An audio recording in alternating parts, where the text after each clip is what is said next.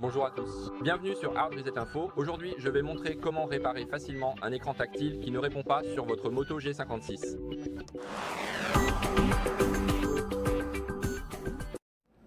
Alors, commençons d'abord par retirer notre coque et le protège-écran.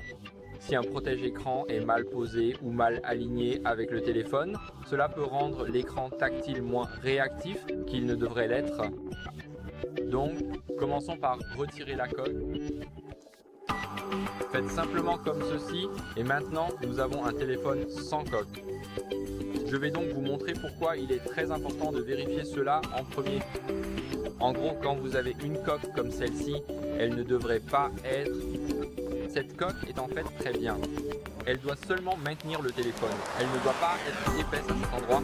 Elle ne doit pas être longue car cela peut rendre l'écran tactile moins réactif. Assurez-vous donc d'acheter une coque qui n'est pas trop épaisse ici et qui est assez courte. Faites juste ce qu'il faut pour maintenir le téléphone. Donc quelque chose comme ça, je vais vous montrer. Quand on place notre téléphone ici, comme vous pouvez le voir, ça ne tient que les bords de notre téléphone. Ici, nous avons les bordures. Ça ne touche pas beaucoup les bordures, donc on est sûr que ça n'abîme pas l'écran. Et c'est comme ça qu'on sait que c'est une bonne coque.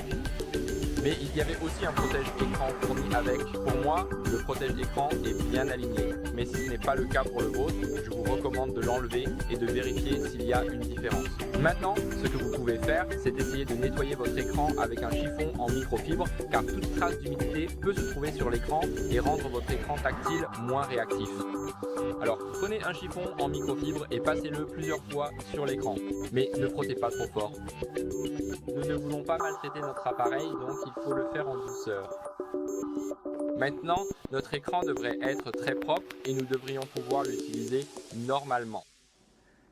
Ensuite, si le problème persiste, ce que vous pouvez essayer de faire, c'est de mettre à jour votre logiciel. En gros, si vous mettez à jour votre logiciel, cela corrigera tout ce qui concerne l'écran tactile dans les dernières mises à jour. Donc, allez dans Mises à jour système, dans les paramètres. Maintenant, ici, cliquez sur Vérifier les mises à jour et assurez-vous que tout est en ordre.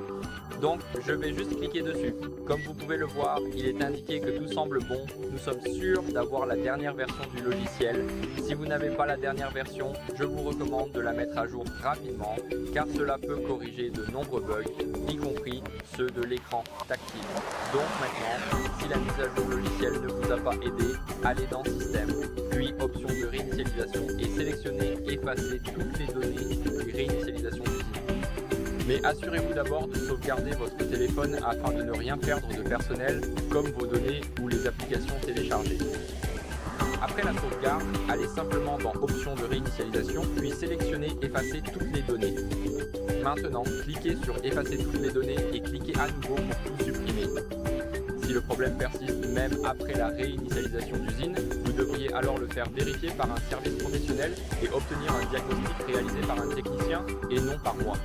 Voilà, c'est tout. J'espère que cela vous aidera et si la vidéo vous a plu, laissez un commentaire, abonnez-vous et mettez un like. À la prochaine.